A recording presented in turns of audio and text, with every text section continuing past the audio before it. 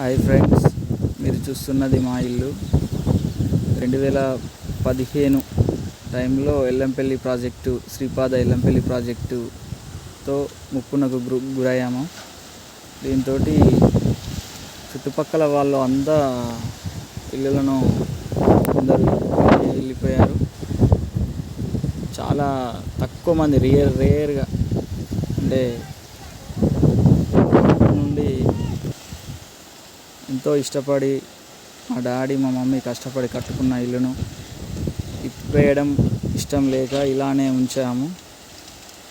చాలా బాధాకరం ఫ్రెండ్స్.